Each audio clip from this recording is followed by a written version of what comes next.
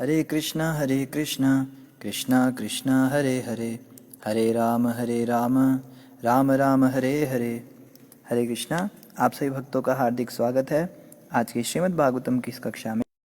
फिर उससे ऊपर रजोगुणी भक्ति होती है जो काम इच्छाओं के कारण की जाती है, अपनी इच्छाओं की तृप्ति के लिए की जाती है।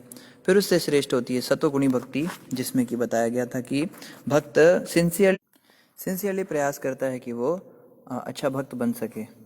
और इन तीनों गुणों से ऊपर प्रति मैत्रीपूर्ण होते हुए भी ऐसे व्यक्तियों की संगति से बचे जो आध्यात्मिक दृष्टि से उन्नत नहीं हैं।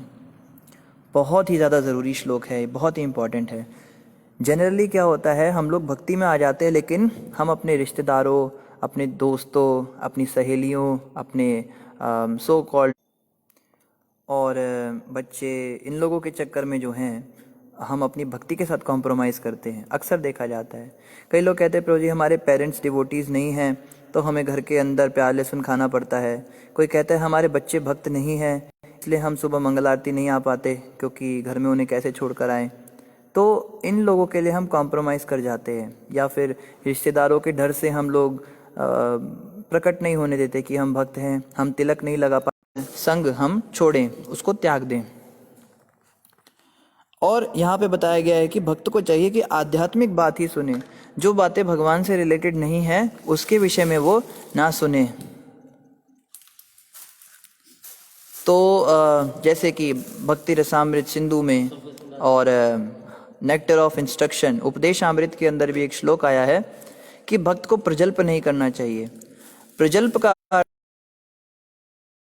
जैसे कि पॉलिटिक्स की बातें करना, अखबार पढ़ना, न्यूज़ चैनल्स देखना, टीवी सीरियल्स देखना, मोबाइल पे बहुत ज़्यादा यूट्यूब देखना और फिल्में देखना, मल्टीप्लेक्स में जाना, या फिर किट्टी पार्टी में जाना, कॉकटेल पार्टीज़ में जाना, शादी ब्याह में जाकर इधर उधर की बातें करना, ज़मीन जायदाद की बातें करना, घर संसार की बातें करना, ये सब प्रजल्प के अंदर आता है। कृष्ण से संबंधित जो भी चर्चा नहीं है वो सब। तो इस प्रकार से हम देखते हैं कि भक्तों को चाहिए कि इन लोगों से संगति ना करें। उसका आचरण सुस्पष्ट और मतलब होता है कि हमें कुटिल बुद्धि नहीं होना, जैसे हम अंदर से वैसे ही बाहर रहे, और अपने समय को भगवान के पवित्र नाम के जप में उसका सदुपयोग करना चाहिए। समय बर्बाद नहीं करना चाहिए। भक्तों को चाहिए कि वो अपने समय का सदुपयोग आ रहा है। जब मनुष्य इन समस्त लक्षणों से पूर्णतया संपन्न होता है और इस तरह उसकी चेतना पूरी तरह शुद्ध हो लेती है तो वह मेरा नाम या मेरे दिव्य गुण के श्रवण मात्र से तुरंत ही आकर्षित होने लगता है। धीरे धीरे क्या होता है, भक्त भगवान के ओर आकर्षित होने लगता है। अभी तो हमारा आकर्षण संसार में है, हम भक्ति कर लेते हैं, जप कर लेते हैं, मंगल आरती उठ लेते हैं, रोते धोते जैसे तैसे हम मंदिर भी चले जाते हैं, कभी दीपदान करने चले जाते हैं, डोनेशन भी दे देते हैं। कोई आता है कहता है प्रभु जी मंदिर में ये कार्यक्रम है, वो कार्यक्रम है, जन्माष्टमी आ रही है, रथ यात्रा आ रही है, थोड़े पैसे दे दीजिए। अनमने मन से हम ये काम करते हैं। तो हमारा अभी भगवान की ओर आकर्षण है नहीं। लेकिन यहाँ पे कपिल भगवान कह रहे हैं जब इस प्रकार के लक्षणों से हम संपन्न होते हैं, तो जैसे हम अवैष्णवों का संगति को त्यागते हैं तो धीरे धीरे हमारी चेतना शुद्ध हो जाती है। और फिर क्या होता है, भगवान के दिव्य गुणों के श्रवण मात्र से हम तुरंत आकर्षित हो जाते हैं। भगवान की कथा सुनने में हमारी बहुत रुचि जागृत हो जाएगी। भगवान का नाम जब करने में जो है बहुत जागृत हो जाएगी हमारी रुचि। जिस प्रकार वायु का रथ गंध को उसके स्रोत से ले जाता है और तुरंत घ्राण इंद्रिय तक पहुंचाता है, उसी प्रकार जो व्यक्ति निरंतर कृष्ण भावना भावित भक्ति में संलग्न रहता है वह सर्वव्यापी परमात्मा को प्राप्त कर लेता है। भगवान को प्राप्त करने के लिए यहाँ पे बड़ा सरल उपाय बताया है। कुछ नहीं करना, आप बस श्रवण करते रहिए। जब हम भगवान कृष्ण की कथाएं सुनना बंद कर देते हैं तो सब कुछ बंद हो जाता है। हमारा जप करना बंद हो जाएगा, हमारा भगवान के विषय में सोचना बंद हो जाएगा, भोग लगाना बंद हो जाएगा, मंगल आरती उठना बंद हो जाएगा, हमारा सारी साधना जीरो हो जाती है। क्योंकि भक्ति का पहला अंग है श्रवण। श्रवण कभी बंद नहीं होना चाहिए। आदमी का कुछ भी बंद हो जाए मगर प्रवचन सुनना है तो सुनना है, क्लास जरूर सुननी चाहिए भागवतम की। तो जब तक हम कथा सुन रहे हैं तब तक हम सेफ हैं। अगर हमारी मान लो हमारा जप नहीं हुआ, हमें कहीं बाहर जाना है, हमारे पास दो ऑप्शन है, या तो हम क्लास सुने या फिर हम जप कर लें या फिर कुछ और साधना कर लें। तो हमेशा क्लास को ही प्रेफरेंस देनी चाहिए, श्रवण को प्रेफरेंस देना चाहिए। ऑफ कोर्स हमें जप को छोड़ना नहीं है, लेकिन अगर आज हमने श्रवण नहीं किया तो कल का जप छूट जाएगा। इस बात को हमें सोचना है। जप करना भी आवश्यक है और भक्ति साधन भी आवश्यक है। और निश्चित रूप से कलयुग का तो हमारा युग धर्म ही हरिनाम संकीर्तन है। कलयुग में हमें भगवान हरिनाम से ही मिलेंगे, भगवान के जप कीर्तन से ही मिलेंगे। लेकिन जप और कीर्तन में रुचि जो है वो निरंतर हमारी तभी बनी रहती है जब हम कथा श्रवण करते हैं। तो कथा जो है बहुत आवश्यक है सुनना। और जिस तरह से वायु गंध को उठाकर सीधा नाक के अंदर ले जाती है, इसी प्रकार से जो व्यक्ति भगवान की भक्ति में लगा रहता है वो भगवान के पास पहुंचा दिया जाता है। ये कथा जो है वो वायु के समान हमको यहाँ से उठा के भगवान के पास ले जाएगी। मैं प्रत्येक जीव में परमात्मा रूप में स्थित हूँ। यदि कोई परमात्मा सर्वत्र है, इसकी उपेक्षा या अवमानना करके अपने आप को मंदिर के विग्रह पूजन में लगाता है तो यह केवल स्वांग या दिखावा है। बहुत बहुत बहुत ज़्यादा इम्पोर्टेंट एक एक श्लोक जो है ना, बहुत ज़्यादा इम्पोर्टेंट है आज का। यहाँ पे कहा जा रहा है जो मंदिरों के अंदर पुजारी बना हुआ है, खूब मेरी पूजा कर रहा है, घंटियाँ बजा रहा है, लेकिन वो केवल ये सोच रहा है कि विग्रह के अंदर भगवान है, लेकिन ये जो जीवात्माएं, जो संसार के अंदर लोग हैं, इनमें भगवान है नहीं, ऐसी बुद्धि पाले बैठा है। तो वो केवल स्वांग कर रहा है, दिखावा कर रहा है। ऐसा पुजारी जो है वो कभी भगवान को प्रसन्न नहीं कर पाएगा। कहने का मतलब थ्योरेटिकल तो हम जानते हैं, भगवद गीता में भगवान कृष्ण कहते हैं ईश्वर सर्वभूतानां हृदयेषु अर्जुन तिष्ठति। हे अर्जुन, मैं तो सबके हृदय में बैठा परमात्मा हूँ। लेकिन प्रैक्टिकली जब हम किसी व्यक्ति से मिलते हैं तो क्या हमारे दिमाग में आता है कि इसके हृदय में कृष्ण बैठे हैं? मेरे मन में तो नहीं आ पाता, आपके में आता हो तो पता नहीं। जो भी भिखारी मिला, बूढ़ा मिला, जवान मिला, स्त्री मिली, बच्चा मिला, कोई भी कुत्ता मिला, चींटी मिला, मच्छर मक्खी, कुछ भी, इन सब के हृदय में भगवान परमात्मा रूप में बैठे हैं। इस प्रकार की बुद्धि अगर विकसित नहीं हो पाई और हम भगवान की खूब आरतियां गा रहे हैं, श्याम सुंदर तेरी आरती गाओ। ए भिखारी चल भाग यहाँ से, तू कहाँ से सुबह सुबह मुंह उठा के चला आया, सारा मूड खराब कर दिया। एक कौन इसको अंदर किसने आने दिया, भगाओ इसको। करते हैं ना लोग ऐसे, फिर भगवान के पास वापस जाते हैं। राधा स्नेह तेरी आरती गाऊं। एक तरफ तो तुम आरती गाऊं स्वामी तुमको रिझाऊं, भगवान को रिझा रहे हैं, और दूसरी तरफ जो जीवात्माएं हैं उनको गुस्सा कर रहे हैं, उन पे उनके अंदर भगवान की बुद्धि नहीं है। तो ये जो है ये स्वांग है, दिखावा है। ये कपिल भगवान कह रहे हैं। बहुत ही इंपॉर्टेंट श्लोक है।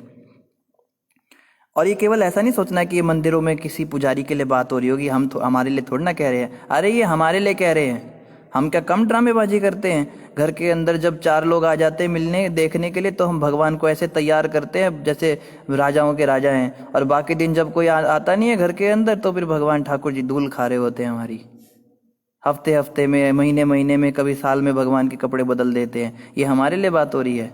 जब भी ऐसे श्लोक आते हैं ना तो यही सोचना है कि मेरे लिए कहा जा रहा है, कपिल भगवान मुझे कह रहे हैं। हमें अपनी शुद्धि करनी है। हम किसी अब सबके दिमाग में कोई पुजारी आ गया होगा जिसने किसी के साथ कुछ किया होगा, तो उनका नहीं सोचना है, हमें अपने लिए सोचना है। मुझे जो है इस प्रकार से प्रताड़ित किया जा रहा है। जो मंदिरों में भगवान के विग्रह पूजन करता है किंतु यह नहीं जानता कि परमात्मा रूप में परमेश्वर प्रत्येक जीव के हृदय में आसीन है, वह अज्ञानी है, और उसकी तुलना उस व्यक्ति से की जाती है जो राख में आहुतियां डालता है। राख के ऊपर आहुति डाली किसी ने, ठंडी राख के ऊपर कर रहा है, उनके लिए इत्र ला रहा है, पुष्प ला रहा है, गंध ला रहा है, तुलसी पत्र चढ़ा रहा है, और बहुत नहला रहा है, दुला रहा है, मंदिर जा रहा है। तिरुपति बाला मंदिर गए थे हम तो, काली मंदिर, तो इस प्रकार से हम भवन गए थे और मैया के दरबार में गए थे, बहुत मंदिर गए हम। तो गुरु महाराज एक भजन गाते हैं, गंगा जमुना खूब नहाया, गया न मन का मैल, घर धंधों में फंसा हुआ है, जो कोल्हू का बैल, तेरे जीवन की ये आशा बातों में बीत जाए रे मन, राम कृष्ण बोल, तेरी हीरे जैसी श्वासा बातों में बीती जाए रे मन, राम कृष्ण बोल। गंगा जमुना तो खूब नहाया, लेकिन गया ना मन का मैल। मन का मैल तो साफ किया नहीं। तन का मैल तो साफ हो जाता है गंगा मैया में नहाने से, जो शरीर से पाप किए वो तो धुल गए, लेकिन मन से जो तुमने पाप किए, मन में जो मलिनता बनाए हुए हैं, मन में जो कुदृष्टि बनाए हुए हैं, जो हिंसा, गर्व और ईर्ष्या, ये सब जो भर रखा है, काम वासना, क्रोध, इसको कैसे साफ करोगे? ये कैसे साफ होगी? इसको साफ करने के लिए क्या करना पड़ेगा? रे मन राम कृष्ण बोल, भगवान के नाम का जाप करना पड़ेगा। हरे कृष्ण कृष्ण कृष्ण हरे हरे, हरे राम राम राम हरे हरे। जब इस महामंत्र का हम निरंतर जाप करेंगे तो मन के मैल साफ होंगे। जैसे कहा गया है, तन पवित्र सेवा किए, धन पवित्र दिए दान, मन पवित्र हरि भजन सो, होत त्रिविध कल्याण। तन की जो पवित्रता है वो होगी, हमने बहुत बड़ा एहसान कर दिया, आपके मंदिर को हमने 10 लाख रुपए दिए हैं, आपके ऊपर इतना एहसान हमने किया है, हम ना होते तो ये मंदिर कैसे बनता। ये बहुत बड़ी मूर्खता है। अरे तुम कौन होते हो भगवान को कुछ देने वाले? कृष्ण अरबपति या लखपति या करोड़पति नहीं है, कृष्ण तो लक्ष्मीपति हैं। एक लक्ष्मी के लिए इतने पागल रहते संसार में। कृष्ण के गोलोक धाम में हजारों लक्ष्मियां झाड़ू लगाती हैं सड़कों पर। आप क्या सोचते हो कृष्ण को, तो कृष्ण को कमी आ जाएगी? अरे कृष्ण को कोई जरूरत नहीं है, कृष्ण के पास कोई जरूरत नहीं है। कृष्ण हमारे भोजन के लिए भूखे नहीं बैठे, भोग नहीं लगाएंगे तो ठाकुर जी भूखे रह जाएंगे। ये तो कृष्ण की महानता है, कृष्ण की कृपा है हमारे ऊपर कि वो हमारी धन राशि को अपनी सेवा में ले रहे हैं, हम पे कृपा कर रहे हैं। तो दान जो करते हैं हम पैसों का, वो हम अपनी शुद्धि के लिए करते हैं। पाप तो हमने किए ना, हम जानते कितने पाप किए, और उस धन का दान करने से हम उन यातनाओं से बचने के लिए वो दान कर रहे हैं, जो यातनाएं हमको सहन करनी पड़ेंगी यमदूतों की। बताया गया जो व्यक्ति चोरी करता है, चोरी मतलब ये नहीं किसी के घर में ही जाके कुछ उठा के लाओ, चोरी कई प्रकार से होती है। करप्शन कर रहा है, पैसे ज़्यादा बता के कम तोल रहा है, झूठ बोल रहा है, दुकानदारी में लोगों को बोल रहा है कि आपसे तो हम बिल्कुल मार्जिन वाला रेट लेते हैं, आप तो हमारे रेगुलर कस्टमर हैं, बाकी लोगों को हम बड़ा महंगा बेचते हैं, पर आपको बिल्कुल, हमें तो कुछ बचता ही नहीं है जी, 5 रुपये भी नहीं बच रहा है इसके ऊपर। इस प्रकार से झूठ बोल बोल के जो बेचता है, ये भी चोरी है। ऐसे व्यक्ति के पेट के अंदर लोहे की सलाखें डालकर उसकी बोटियां निकाली जाती हैं। जो पाप का अन्न खाया है उसने, उसके पेट से ऐसे निकाला जाता है नरकों के अंदर। इससे भगवान हमें बचा रहे हैं, दान देने से हम इस पाप से बच रहे हैं। भगवान की कृपा है कि वो हमारे डोनेशन को स्वीकार कर रहे हैं, नहीं तो सृष्टि जिसने बनाई है उसको आप क्या दोगे? तो यही भाव के साथ हमें दान देना चाहिए। और मन पवित्र हरि भजन सो, मन की शुद्धि होती है जब हम भगवान के नाम का जाप करते, भजन करते हैं, भगवान का भजन भक्ति करते हैं। तो इस प्रकार से होत त्रिविध कल्याण, तीनों इन चीजों से हमारा कल्याण होता है। और आगे कहा जा रहा है, जो मुझे श्रद्धा अर्पित करता है किंतु अन्य जीवों से ईर्ष्यालु है, वह इस कारण पृथकतावादी है। उसे अन्य जीवों के प्रति शत्रुतापूर्ण व्यवहार करने के कारण कभी भी मन की शांति प्राप्त नहीं हो पाती। बहुत ही ज्यादा इंपॉर्टेंट श्लोक। फिर से पीस फॉर्मूला। लोग कहते हैं शांति कैसे मिले, सुख शांति कैसे हो, मेरा मन बड़ा अशांत रहता है, कैसे मुझे शांति की प्राप्ति होगी। बड़े लोग बोलते हैं, बहुत सारे पीस फॉर्मूला देते हैं। कई लोग एक बार एक विदेशी मिले, एक भक्त बता रहे थे उनको एक विदेशी मिले, तो विदेश के अंदर वो प्रचार कर रहे थे, इस्कॉन के भक्त थे। तो वो विदेशी जो था वो कहता है कि आप इंडिया से हो? कहते हाँ। अरे आपको पता है इंडिया से एक भगवान आए हैं, मैं उनका शिष्य हूँ। तो वो कहते कौन से भगवान आ गए इंडिया से? कहते हैं अभी अभी आए हैं, वो एक पता नहीं क्या नाम बता रहे थे उनका, फलाना स्वामी है, वो खुद को भगवान का अवतार बताते हैं। कहते अच्छा। कहते उन्होंने एक मंत्र दिया है हमको, अंग्रेजी में वो बात कर रहा था उनसे। कहते क्या मंत्र दिया है उन्होंने? कहते हैं वो उन्होंने एक मंत्र दिया है, डोंट वरी बी हैप्पी। बस हम इसको जपते, don't worry be happy, don't worry be happy. ये कोई मंत्र है? घबराओ मत, बस तुम खुश रहो। तुम हमेशा सोचते रहते हो ना कि दुख है, टेंशन है, इसलिए तुमको परेशानी, भूल जाओ, कुछ समस्या नहीं है संसार के अंदर, तुम जो है खुश रहो, घबराओ मत। ये कोई बात है क्या? ये पागलपंती चल रही है संसार के अंदर। तो यहाँ पे बताया जा रहा है शांति जो है ऐसे नहीं मिलेगी कि आंख बंद करके हम अपनी समस्याओं को भूल जाएं। जैसे एक फिल्म आई थी उसमें कहते हैं all is well, all is well, सब ठीक है, सब ठीक है। ये मन जो है ना, मन को पागल बना के रखो। मन को जो है बेवकूफ़ बना के रखो, उसको सच्चाई का पता ही मत लगने दो। अरे तुम मन को कितना भी बेवकूफ़ बनाओ, सच्चाई थोड़ा ना बदल जाएगी। जैसे हम पहले भी कई बार उदाहरण दिया है, एक बार एक बिल्ली एक कबूतर की तरफ आने लगी, तो कबूतर सोचता है बिल्ली आ रही है मेरी तरफ, अब क्या करेगी। तो बिल्ली को देख के घबरा रहा है, तो वो क्या करता है, वो आंखें बंद कर लेता है और बोलता है all is well, all is well, don't worry, be happy, don't worry, कोई बिल्ली नहीं है मेरे आगे, कोई टेंशन नहीं है, लाइफ खुल के जियो। तो क्या होता है उसके बाद में, बिल्ली अगली पल आके उसकी गर्दन दबोच लेती है और उसको चबा चबा के खाती है। अरे अपनी टेंशन को भूलने के लिए, परेशानियों से दूर भागने के लिए उसको खाली हम एक मानसिक अवधारणा बना ले कि मैं किसी समस्या में नहीं हूँ, ये कोई सोल्यूशन है। यहाँ पे बताया जा रहा है क्या सोल्यूशन है। शांति अगर मन की चाहिए किसी को, तो उसको ये करना पड़ेगा, नोट कर लीजिए इसको कहते हैं पीस फॉर्मूला। श्रीमद् भागवतम तृतीय स्कंद अध्याय 29 और श्लोक संख्या 23 में दे रखा है 3.29.23। जो मुझे श्रद्धा अर्पित करता है किंतु अन्य जीवों से ईर्ष्यालु है, वह इस कारण पृथकतावादी है। उसे अन्य जीवों के प्रति शत्रुतापूर्ण व्यवहार करने के कारण कभी भी मन की शांति प्राप्त नहीं हो पाती। आप कितना भी दान दे लो, कितने भी तीर्थों में स्नान कर लो, कितना भी जप कर लो, कितना भी तप कर लो, कितना कथा श्रवण कर लो, लेकिन जब तक आप संसार के अंदर जो लोग हैं उनसे ईर्ष्या बनाए हुए हो और भगवान को बड़ा श्रद्धा पूर्वक उनकी पूजा सेवा कर रहे हो, ठाकुर ठाकुर हरि, बस हरि हैं, ठाकुर है हमारे और तो कोई नहीं है, और बाकी सारी दुनिया को इसकी साथ चोरी कर रहे हो, उसकी झूठ बोल रहे हो, उसकी निंदा कर रहे हो, उसके प्रति ईर्ष्या भावना, तो भगवान कहते रहने दो, तुम पृथकतावादी हो। कृष्ण भगवान उसको पसंद नहीं करते। तो समझने की बात है, और ये यहीं पे नहीं आ रही है, ये श्लोक बहुत जगह पे आया है। भगवत गीता में ये श्लोक आया है, श्रीमद् भागवतम में ये श्लोक आ ही रहा है, बहुत सारे अन्य अन्य शास्त्रों में जगह जगह भगवान ये बात बोलते हैं कि जैसे एक बार उद्धव जी से भी बात हो रही थी भगवान की। उद्धव भगवान कृष्ण से कहते हैं कि प्रभु आप मुझे बताइए कि सबसे अधिक आपको क्या पसंद है। तो भगवान कृष्ण इतनी आसानी से तो बताते नहीं है, तो वो बोलने लगे कि भीष्म पितामह ने ऐसी स्तुति की थी एक बार, उन्होंने बताया था कि जो भक्ति में लगे हैं, जो श्रवण कीर्तन कर रहे हैं, वही भगवान के द्वारा सबसे प्रिय हैं। तो उद्धव तो बड़े चालाक थे, कहते प्रभु मुझे भीष्म पितामह की बात नहीं जाननी, मुझे जानना है आपको क्या सबसे पसंद लगता है, आप बताइए। तो कहते हैं कि योगी मुनि जो हैं वो इस प्रकार की बातें करते हैं। भगवान बहुत तरह से टालते रहे उसको। फिर फाइनली जब उद्धव ने स्ट्रिक्ट होकर पूछा प्रभु आपकी क्या मानना है, आप क्या सोचते हो, तो कृष्ण कहते जानना चाहते हो कि मुझे सबसे ज्यादा क्या पसंद है। तो बोला बताइए आपको सबसे अधिक कौन पसंद है।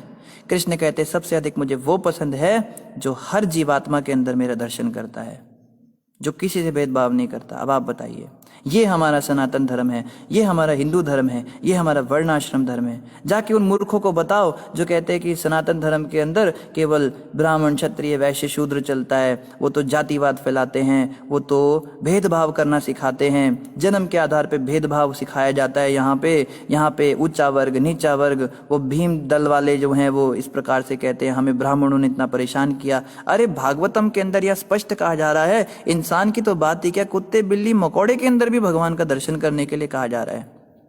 तो आप कैसे कह सकते हो कि सनातन धर्म या हिंदू धर्म के अंदर जातिवाद सिखाया गया है या फिर भेदभाव सिखाया गया है। आप प्रश्न कर सकते हैं कि प्रभु जी ठीक है भागवतम में लिखा है, पर यह भी तो सच है कि जातिवाद था हमारे अंदर। हाँ बिल्कुल था, मगर ये हमारे शास्त्रों में थोड़ा ना था। आप धर्म को नहीं बदनाम कर सकते हो, आप उन लोगों को बदनाम कर सकते हो जिन लोगों ने ये सब शुरू किया, जिन ब्राह्मणों ने इस प्रकार की बातें शुरू की कि तुम शूद्र हो, तुम हमसे दूर हटो। आप उस व्यक्ति को क्रिटिसाइज कीजिए ना, हम मना थोड़ा ना कर रहे हैं। आप सनातन धर्म को क्रिटिसाइज नहीं कर सकते। ये आपके पास अथॉरिटी कहाँ से आ गई। सनातन धर्म में तो यहाँ पे बताया जा रहा है कि हर व्यक्ति को समान भाव से जो नहीं देखता, कृष्ण उसको पसंद ही नहीं करते। इवन डिवोटीज, आप 64 माला कर लो, सारे वृंदावन चले जाओ, जगन्नाथपुरी चले जाओ, बहुत कुछ कर लो, मायापुर चले जाओ, लेकिन जब तक मन से ये पृथकतावादी की भावना नहीं जाती, हर जीवात्मा में भगवान का दर्शन नहीं होता, तब तक कृष्ण कहते लगे रहो भैया, बहुत समय लग जाएगा, बहुत जन्म लग जाएंगे। ये जो भक्ति मार्ग है ना, ये बड़ा पेचीदा है, समझ में नहीं आता। लोग सोचते हैं कि देखो, इसीलिए बहुत जरूरी है ये वाला चैप्टर। हमने पहले भी कहा था, इस चैप्टर का एक एक श्लोक, एक एक घंटे उस पर जो है हम बातचीत कर सकते हैं, उसको एक्सप्लेन कर सकते हैं, इतना ज़्यादा इम्पोर्टेंट है। तो तो यहाँ पे ये श्लोक ये बिल्कुल क्लियर बता रहा है कि जो व्यक्ति भगवान के प्रति तो बहुत आस्था रखता है, भगवान में बहुत विश्वास रखता है, भगवान से प्रेम भी करता है, लेकिन साधारण जीवात्मा को देखकर उनसे ईर्ष्या भावना रखता है, तो फिर कृष्ण उसको पसंद नहीं करते। अब एक प्रश्न यहाँ उठता है, देखते हैं कौन इसका जवाब देंगे। आप सबके लिए, आप सब अपने अपने भाव व्यक्त कर सकते हो। प्रश्न ये है कि यहाँ पे भगवान कह रहे हैं कि प्रत्येक जीवात्मा में समभाव रखो, सब में मेरा दर्शन करो। और इससे पहले वाले श्लोक में भगवान ने कहा कि जो मेरे भक्त नहीं है उनसे दूर रहो, उनसे दूरी बना के रखो, उन लोगों से मिलना नहीं, उनसे बातें नहीं करनी। तो ये दोनों बातें एक साथ कैसे हम रिलेट कर सकते हैं? एक तरफ तो कह रहे कि सबको, सब में मेरा भाव रखो, सबको प्रणाम करो, और एक तरफ कह रहे ये भेदभाव करो, इन जो भक्त नहीं है मेरे उनसे दूर रहो, उनसे बात मत करो, जो भक्ति में उन्नत नहीं है उन लोगों से दूर रहो, उनका संग मत करो। तो इन दोनों बातों को हम कैसे एक साथ रिलेट कर सकते हैं? तो लास्ट में हम उत्तर पढ़ेंगे आप सभी के, आप सब लिख सकते हैं। आगे यहाँ पे कह रहे हैं, माते भले ही कोई पुरुष सही अनुष्ठानों तथा सामग्री द्वारा मेरी पूजा करता हो, किंतु यदि वह समस्त प्राणियों में मेरी उपस्थिति से अनजान रहता है, तो वह मंदिर में मेरे विग्रह की कितनी ही पूजा क्यों ना करे, मैं उससे कभी प्रसन्न नहीं होता। बाप रे बाप! एक बार भगवान ने श्लोक कहा होता तो समझ में आता, 2 बार कहा होता समझ में आता, 3 बार 4 बार, बार बार भगवान यही बात बोल रहे हैं। देखो क्या कह रहे हैं, भले ही कोई पुरुष सही अनुष्ठानों तथा सामग्री द्वारा मेरी पूजा करता हो, किंतु यदि वह समस्त प्राणियों में मेरी उपस्थिति से अनजान रहता है, तो वह मंदिर में मेरे विग्रह की कितनी ही पूजा क्यों न करे, मैं उससे कभी प्रसन्न नहीं होता। लो जी, ओम बहुत मंत्र जप कर रहा है, बहुत सामग्री इकट्ठी कर रहा है, बहुत घंटियां बजा रहा है, बहुत सारे मंत्र आ गए, इवन हमको आ जाते हैं, हम भी थोड़ा बहुत सीख जाते हैं। तो अगर हम भगवान की, ठाकुर जी की बहुत पूजा कर रहे हैं, कोई कहे प्रभु जी हमारे घर में ना बहुत अच्छे से रखते हैं, हम ठाकुर जी को श्रृंगार कराते हैं, स्नान कराते हैं, हम बस दिन भर ठाकुर जी के साथ ही रहते हैं, हम तो बस कन्हैया के अलावा तो किसी को जानते ही नहीं है, बहुत अच्छी सेवा करते हैं। लेकिन देखो भगवान यहाँ कह रहे हैं, अगर समस्त प्राणियों में मेरी उपस्थिति से आप अनजान रहते हो, तो मैं आपकी ऐसी पूजा से कभी प्रसन्न नहीं होने वाला। क्लियर इनफ, इससे ज़्यादा तो क्लियर करने की ज़रूरत ही नहीं है भगवान को, कोई स्कोप नहीं छोड़ा हमारे लिए। कई बार बड़े लोग चालाक होते हैं ना कि भगवान ने यहाँ पे ऐसा कहा होगा, इसका ये मतलब होगा। अरे इस श्लोक में तो कोई इंटरप्रिटेशन का भी स्कोप नहीं छोड़ा भगवान ने कि कोई इसकी गलत व्याख्या भी कर पाए। बिल्कुल क्लियर कह रहे हैं, मैं उसकी पूजा से कभी भी प्रसन्न नहीं होऊंगा। मनुष्य को चाहिए कि अपने निर्दिष्ट कर्म करते हुए भगवान के अर्च्य विग्रह का तब तक पूजन करता रहे जब तक उसे अपने हृदय में तथा साथ ही साथ अन्य जीवों के हृदय में मेरी उपस्थिति का अनुभव ना हो जाए। तो यहाँ पे हम लोग सोच सकते हैं कि छोड़ो फिर ठाकुर जी की सेवा छोड़ो, भगवान का पर्दा ही लगा दो बंद, अब हम बाहर जाएंगे, भिखारियों को दान देंगे, खिलाएंगे, विधवा आश्रम खोलेंगे, बाल आश्रम खोलेंगे, हॉस्पिटल खोलेंगे, बूढ़ों का इलाज कराएंगे, बस हम सोशल सर्विस में लग जाते हैं। तो कपिल भगवान कह रहे नहीं भैया, ये नहीं कहा मैंने करने को कि तुम छोड़ ही दो पूजा। मेरे कहने का ये मतलब था, भगवान कह रहे हैं कि लगे रहो, धीरे धीरे धीरे धीरे मेरी पूजा करते करते ही तुम्हारे अंदर ये भाव विकसित होगा। देखो यहाँ पे हमें वो नहीं हो जाना, कंफ्यूज नहीं हो जाना। कई मायावादी लोग क्या कहते हैं, मानव सेवा ही माधव सेवा है, जनता की सेवा ही जनार्दन की सेवा है।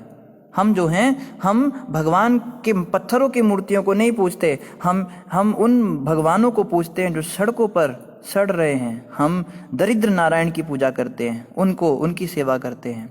जैसे एक मदर टेरेसा हुई है, वो बहुत सेवा करती थी, लोगों का इलाज कराती थी।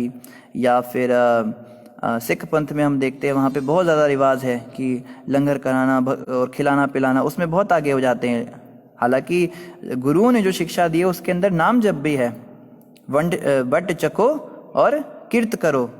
गुरुओं ने तो दोनों आदेश दिए, कीर्तन भी करो और बांट के भी खाओ। लेकिन जो लोग केवल बांट के खाने वाला तो उनको पसंद आ गया, लेकिन वो कीर्तन नहीं करेंगे, तो ऐसे व्यक्तियों का उद्धार नहीं होने वाला। खिलाते रहिए। मदर टेरेसा जो है वो बहुत अच्छी हो सकती हैं अपनी सोशल सर्विस में, सोशल पॉइंट ऑफ व्यू से, लेकिन स्पिरिचुअल पॉइंट ऑफ व्यू से जब तक वो बड़ी चटी नहीं है, भगवान के नाम सिमरन में जब तक किसी का रुझान नहीं है, तो हम उसको भक्त नहीं कह सकते। ये समझने की बात है। खिलाना है लोगों को, करना है, लेकिन भजन भी करना है भगवान का, दोनों चीज़ें साथ में होनी चाहिए। तो ये नहीं सोचना है कि हम बिल्कुल एक्सट्रीम लेवल पे चले जाएं, अरे भगवान ने तो ये कह दिया मैं पसंद ही नहीं करूंगा उसकी पूजा, तो छोड़ो पूजा करना। पूजा पाठ छोड़ना नहीं है, पूजा पाठ भी करते रहना है और इसके लिए भी प्रयास करना है कि लोगों में परमात्मा के हृदय जो है हमको दर्शन होने लगे, ये भी करना है। जो भी अपने तथा अन्य जीवों के बीच भिन्न दृष्टिकोण के कारण तनिक भी भेदभाव करता है, उसके लिए मैं मृत्यु की प्रज्वलित अग्नि के समान महान भय उत्पन्न करता हूँ। बाप रे बाप ये श्लोक थोड़ा सा ज़्यादा ही एक्सट्रीम हो गया, भगवान भी थोड़े भाव में आ गए। अब भगवान यहाँ तक कह रहे हैं अगर कोई व्यक्ति थोड़ा सा भी भेदभाव रखता है मेरे में और पराये में, जैसे मेरा बच्चा और पड़ोसी का बच्चा, ये दोनों लड़ रहे हैं और दोनों ने चोट लगा ली, तो मैं अपने बच्चे को तो बहुत पुचकार रहा हूँ, दूसरे के बच्चे को गाली निकाल रहा हूँ, तू मेरे बच्चे के साथ ऐसा कर देता है, वैसे कर देता है, यहाँ पे भेदभाव कर दिया। या फिर अगर हमारे पास कुछ खाने का सामान आया, कोई स्वीट आ गई, गुलाब जामुन या कुछ हम लेकर आए घर में, और हम देख रहे हैं कि परिवार में बहुत सारे लोग हैं, तो हम जो है चुपके से जाकर कुछ अपने लिए छुपा के रख लें। आइसक्रीम आई, आइसक्रीम थोड़ी छुपा के रख लें, तो यहाँ पे भेदभाव आ गया। कोई हमारा सामान हमारे पास है, जैसे हमारे कपड़े हैं, हमारा ड्रेसिंग टेबल है, हमारा कमरा है, हमारा बिस्तर है, हमारा बाथरूम है, अगर वो किसी ने यूज़ कर लिया, परिवार के किसी दूसरे सदस्य ने, और हमने उस पर गुस्सा कर दिया, तो यहाँ पे भेदभाव आ गया, मेरे पराये की भावना आ गई। इतना थोड़ा सा भी अगर कोई भेदभाव कर रहा है, इवन की सर्दी हो रही है और मैंने खुद को स्वेटर पहना रखा और सामने वाला मेरे सामने ठंड से ठिठुर रहा है और मैं उसको ना पूछ के बस खुद स्वेटर पहन के बैठा हूँ। रेलवे स्टेशन पे आप सोचिए, रेलवे स्टेशन पे बहुत सारे लोग सर्दी से कांप रहे हैं और मैं स्वेटर पहन के आराम से बैठा हूँ, मैं बहुत खुश हूँ। यहाँ पे भेदभाव हो गया, तो भगवान कहते हैं उसको तो मैं मृत्यु के रूप में आके प्रज्वलित अग्नि के रूप में महान भय उत्पन्न करूंगा, मृत्यु के रूप में आ जाऊंगा उसके पास। तो हम समझ सकते हैं कि भगवान वास्तव में बहुत सीरियस है इस मैटर पे, ये मजाक में लेने का विषय नहीं है। तो हम में से जो सोचते हैं बड़े महान भक्त हैं, भगवान हमसे बहुत खुश हैं, हमने ठाकुर जी को बहुत रिझाया है, तो देख लीजिए कहाँ पे हम खड़े हैं, अभी कितनी दूर हैं, अभी दिल्ली बहुत दूर है अभी भक्ति करना तो बहुत दूर है।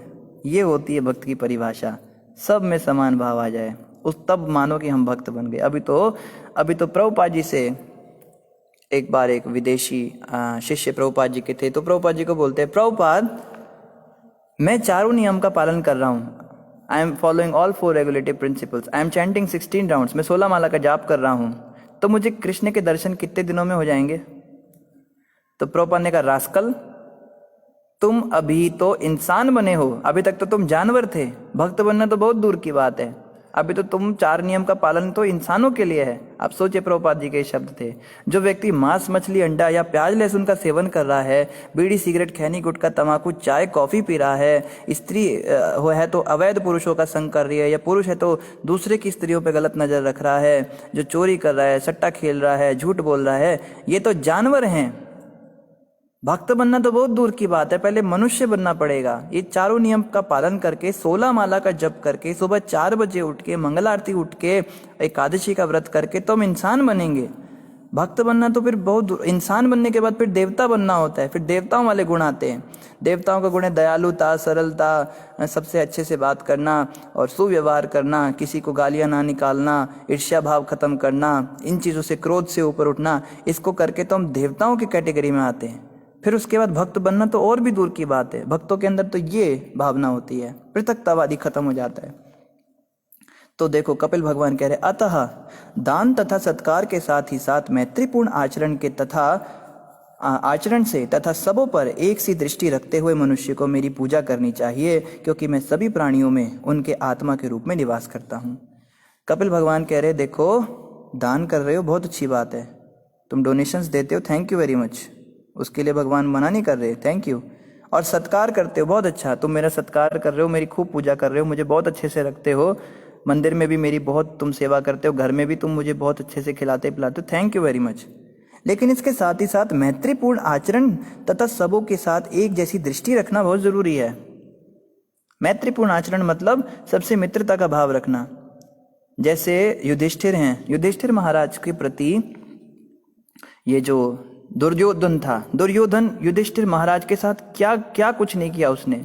उनको जलाने का प्रयास किया, उनकी स्त्री की बेइज्जती करी, उन्हें घर से बाहर निकाल दिया, उन्हें जहर दिया, उनकी सारी भूमि हड़प ली, उनको इतने कष्ट दिए, उन्हें जान से मारने की कोशिश की। भीम के साथ भी ये किया, अर्जुन के साथ, नकुल सहदेव के साथ, इन पांचों पांडवों के साथ कितना कितना दुर्व्यवहार किया उस दुर्योधन ने। लेकिन फिर भी ये पांचों पांडव कभी भी बदला लेने का भाव नहीं रखते थे। आप देखेंगे महाभारत का जो युद्ध है वो कभी भी पांडवों ने नहीं सजेस्ट किया था। इवन पांडव तो यहां तक तैयार हो गए थे, दुर्योधन को बोलो सारी पृथ्वी का राज कर ले, हमें 5 गांव दे दे, हम लोग क्षत्रिय हैं, हम भीख मांग के तो खा नहीं सकते, 5 गांव दे दे हमें, हम एक एक गांव में अपना अपना राज करके अपना जीवन जैसे तैसे चला लेंगे, पूरी दुनिया का राज्य उसको दे दो, हमें नहीं चाहिए राज्य। जबकि उसने इतना गलत किया। राइटफुली इनको चाहिए था कि बदला ले सकते हैं उनसे, पर फिर भी नहीं लिया। क्यों? ये भक्तों की परिभाषा है। इसलिए कृष्ण भगवान ने अर्जुन का ड्राइवर बनना स्वीकार किया, क्योंकि कृष्ण भगवान देखते हैं जब मेरा भक्त इतना महान हो गया है कि कोई उसके साथ बुरा व्यवहार भी कर रहा है, उसके प्रति भी इतनी दया भावना इसके अंदर है, तो कृष्ण भगवान कहते हैं ऐसे भक्तों का तो मैं भी सेवक बन जाता हूं। यही कारण था कि अर्जुन के प्रति कृष्ण इतने वत्सल थे। अर्जुन ने बहुत कुछ सहन किया था। तो हम अपने आप को जांचे, देखे तो सही हम कहाँ खड़े हैं।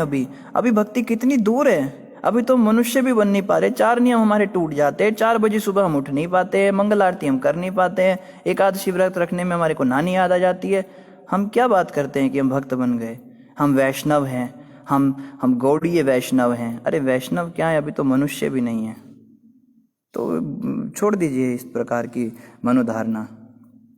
एक सी दृष्टि रखना, मनुष्य को मेरी पूजा करनी चाहिए। और कृष्ण कहते हैं, यहाँ पे कपिल भगवान कहते हैं, मेरी पूजा भी साथ साथ में करता रहे, ठाकुर सेवा भी चलती रहे और जीवों के प्रति मैत्री भाव भी चलता रहे। एक जैसी दृष्टि रखने का भी धीरे धीरे अभ्यास चलता रहे। तो क्या होगा? क्योंकि मैं सभी प्राणियों में उनकी आत्मा के रूप में निवास करता हूँ। इस बात को दोबारा बोला उन्होंने कि आप इस बात को मत बोलो, मैं सभी प्राणियों के हृदय में उनकी आत्मा के अंदर निवास करता हूँ, मैं हूँ उसके अंदर प्रेजेंट। तो हम सभी को प्रयास करना है, आज से हम कोशिश करें कम से कम भक्तों के प्रति तो हम बुरा व्यवहार ना करें ना। भक्तों ने तो भगवान की भक्ति स्वीकार की हुई है। चलो जो रिक्शे वाले हैं, सब्जी वाले हैं, इनके अंदर तो भगवान को देखना थोड़ा चैलेंजिंग हो सकता है हमारे लिए, लेकिन कम से कम जो डिवोटीज सर्कल में हम हैं, जितने सत्संगी हमारे दोस्त हैं, रिश्तेदार हैं, फ्रेंड्स हैं, घर में भी कोई पूजा पाठ वाले मेंबर्स हैं, उनके प्रति तो हम शुरुआत तो करें इस चीज़ की, कोशिश तो करें। कोशिश करने से ही तो सफलता भी मिलेगी एक दिन। तो घबराना नहीं है, हमें ये नहीं सोचना कि ये तो हो ही नहीं सकता, ये तो नामुमकिन है। हमें जो है प्रयास करते रहना है। प्रयास करने से ज़रूर एक दिन ये भावना हमारे अंदर विकसित भी हो जाएगी। आगे कह रहे हैं कल्याणी माँ, जीवात्माएं अचेतन पदार्थों से श्रेष्ठ है और इनमें से जो जीवन के लक्षणों से युक्त है वे श्रेष्ठ हैं। इनकी अपेक्षा विकसित चेतना वाले पशु श्रेष्ठ हैं और इनसे भी श्रेष्ठ वे हैं जिनमें इंद्रिय अनुभूति विकसित हो चुकी है।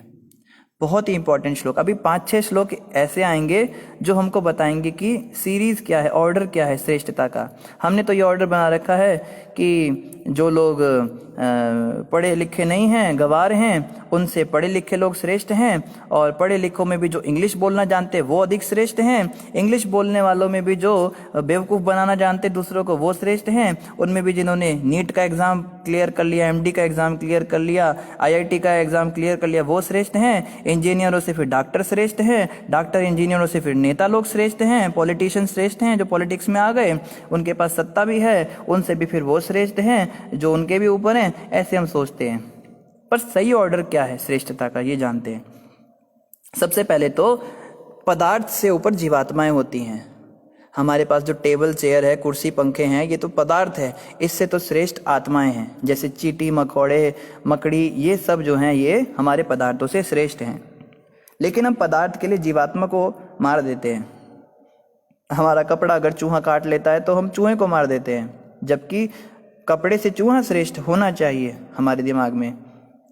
शिला प्रभुपाद जी बताते थे, मेरे पिताजी की कपड़े की दुकान थी, तो वो रात को क्या करते थे, कटोरी में कुछ लड्डू रख के जाते थे, कुछ भात रख के जाते थे, कुछ खाने का सामान रख के जाते थे, रोटी वगैरह रखते थे।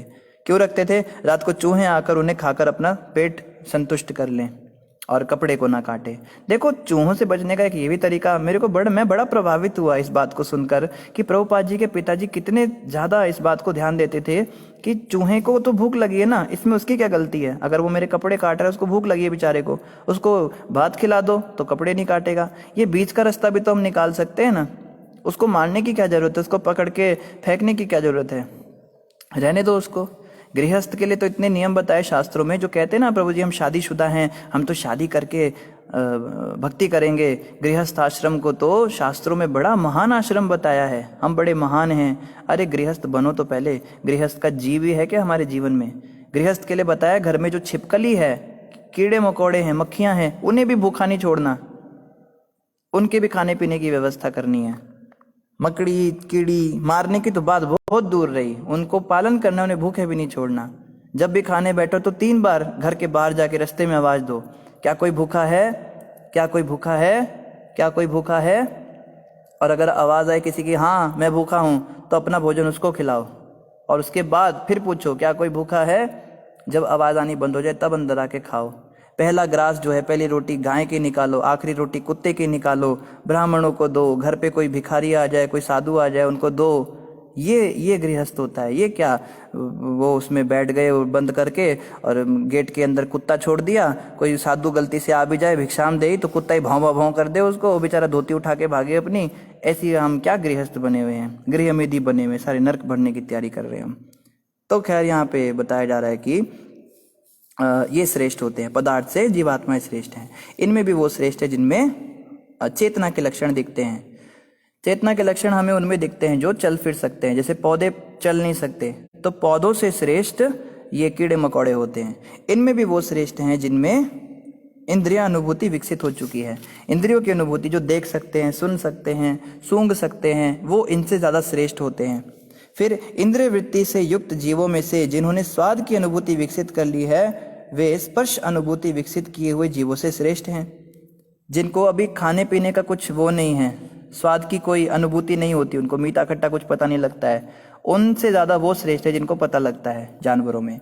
इनसे भी श्रेष्ठ जिन्होंने गंध की अनुभूति विकसित कर ली है, जो सूंघ सकते हैं, खुशबू बदबू जिनको आती है, वो जानवर जो है वो पहले वालों से भी अधिक श्रेष्ठ हैं। देखो साइंस के लोग जो है ना, ये कितना भी रिसर्च करते रहे मगर भागवतम की तरह वो कभी ज्ञान नहीं दे सकते। कितना सिस्टमैटिक तरीके से बताया जा रहा है। और ये 5000 साल पहले हमारे भारत के अंदर पढ़ाई जाती थी लोगों को, और आज कहा जाता है क्या पिछड़ी बातें, क्या भागवत बुड्ढी दादी पढ़ती है हमारे यहाँ। कितनी साइंटिफिक बात है। देखो साइंटिस्ट लोग कभी इस तरह बताते हैं क्या।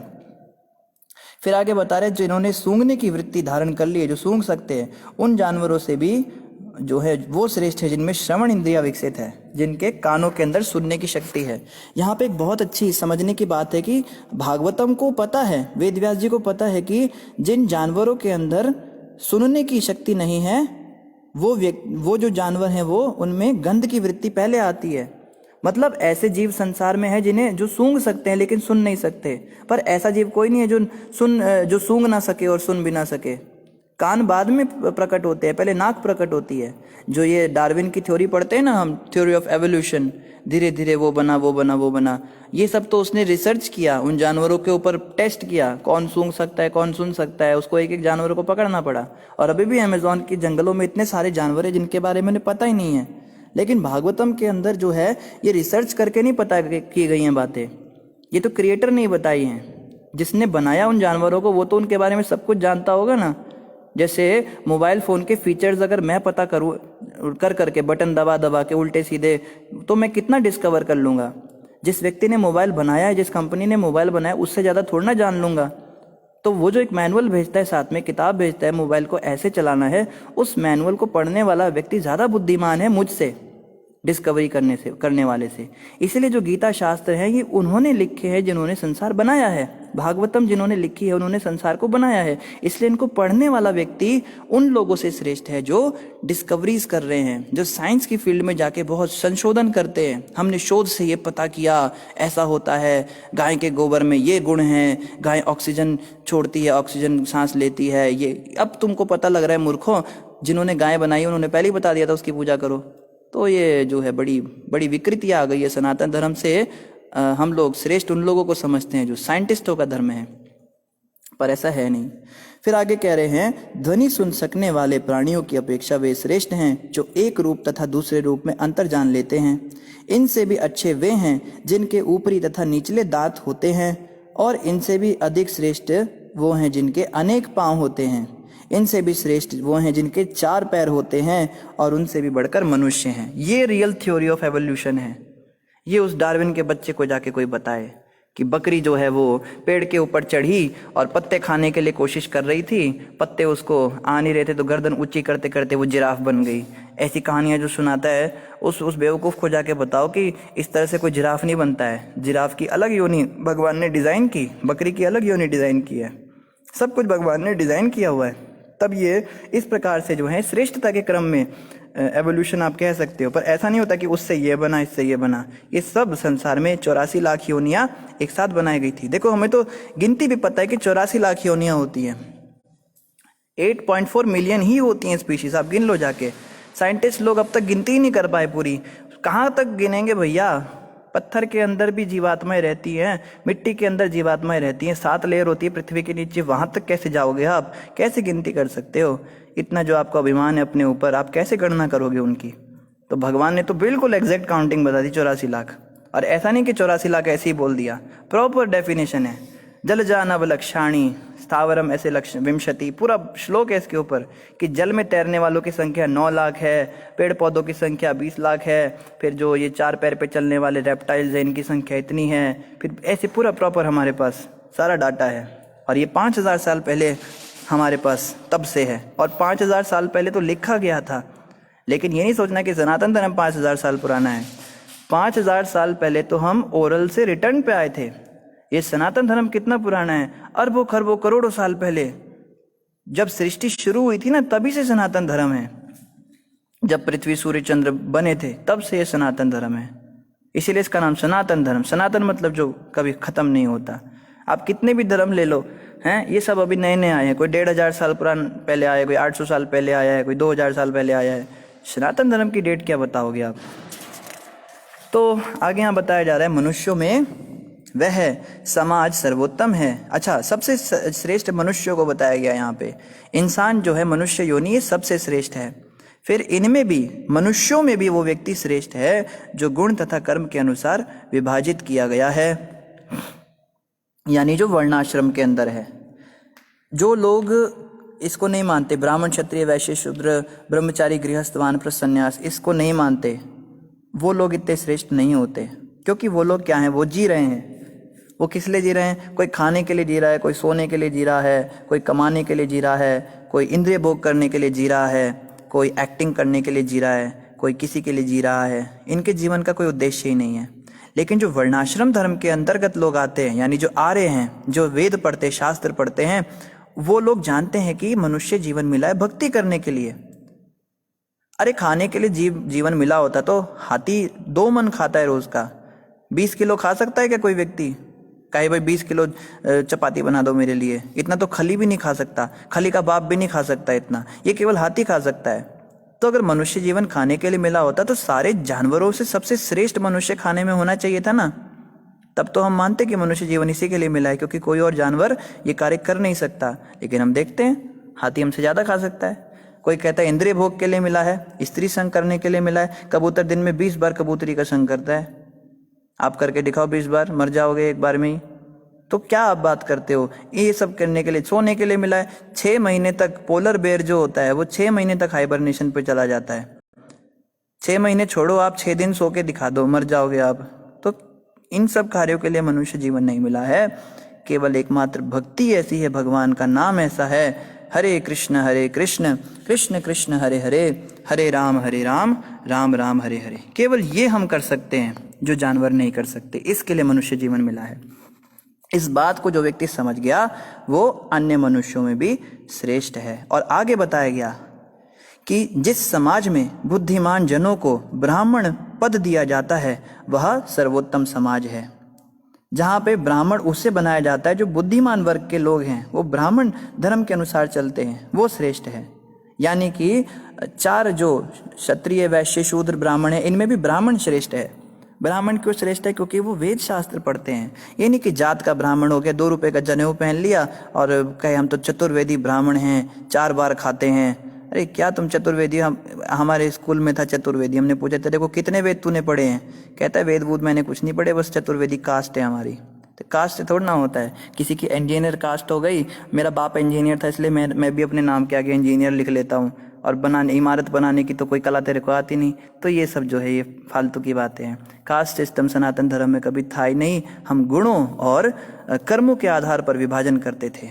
जो बच्चा शास्त्र पढ़ने में निपुण होता था उसको ब्राह्मण बनाते थे, जो बच्चा पॉलिटिक्स में बहुत निपुण होता था और लोगों पे दया भावना रख के उनकी रक्षा करने में सक्षम होता था, जिसमें बड़ा वीरता होती थी, उसको क्षत्रिय बनाया जाता था। जो बिजनेस करने में बहुत दिमाग चलता था उसका, कृषि करने में बहुत दिमाग चलता था, खेती करने में, उसको वैश्य बनाया जाता था। और जो साफ सफाई करने में बहुत एक्सपर्ट होता था, चीज़ों को अरेंज करना, तरीके से रखना और बहुत विनम्र स्वभाव का होता था, हम्बल होता था, उसको शूद्र बनाया जाता था। तो खैर, ब्राह्मणों में से जिसने वेदों का अध्ययन किया है वही सर्वोत्तम है। ब्राह्मण भी कई तरह के होते हैं जो शास्त्रों को पढ़ते हैं, इनमें से भी वो श्रेष्ठ हैं जो वेदों का ज्ञान रखते हों, वही सर्वोत्तम है। और वेदज्ञ ब्राह्मणों में भी वेद के वास्तविक तात्पर्य को जानने वाला सर्वोत्तम है। ये जी, वेद भी कई ब्राह्मण पढ़ते हैं, लेकिन समझ कौन पाता है कि वेद में लिखा क्या है? दिमाग से कहेंगे ऐसा होता है, वैसा, भगवान निराकार है, ईश्वर ऐसा है, वैसा है, दुनिया भर की बातें करा लो उनसे। लेकिन जो ब्राह्मण बता दे कि वेद का जो अर्थ है, वेदैश्च सर्वे रहमेव वेद्या, कृष्ण भगवान गीता में कहते हैं वेदों का तात्पर्य मुझे जानना है, वेदों के द्वारा मैं जानने योग्य व्यक्ति हूं। अगर कोई वेदों को पढ़ रहा है और कृष्ण का भक्त नहीं बन रहा है, कृष्ण की, उससे श्रेष्ठ है। उससे भी श्रेष्ठ, देखो, उससे भी श्रेष्ठ वह है जो ब्राह्मण नियमों का दृढ़तापूर्वक पालन करता है। जो दृढ़तापूर्वक पालन करता है, एक तो व्यक्ति है वो कभी कभी कर लेता है भक्ति, एक है जो दृढ़तापूर्वक डेली मंगल आरती उठ रहा है, डेली 16 माला जप रहा है, डेली 4 नियम कर रहा है, सब कुछ कर रहा है, दृढ़तापूर्वक कर रहा है। उससे भी श्रेष्ठ है समस्त भौतिक कलमश से मुक्त व्यक्ति, उसमें भी वो श्रेष्ठ है जो इन सब नियमों का पालन करने से जो। तो यहाँ पे कपिल भगवान यही बता रहे हैं कि सर्वश्रेष्ठ तो वही है जो सारे, इससे भी श्रेष्ठ वह शुद्ध भक्त है जो निष्काम भाव से भक्ति करता है। बस, जो निष्काम हो गया, जो भगवान का भक्त बन गया, वो सबसे श्रेष्ठ है। और आगे कहते हैं अतः मुझे उस व्यक्ति हो गया।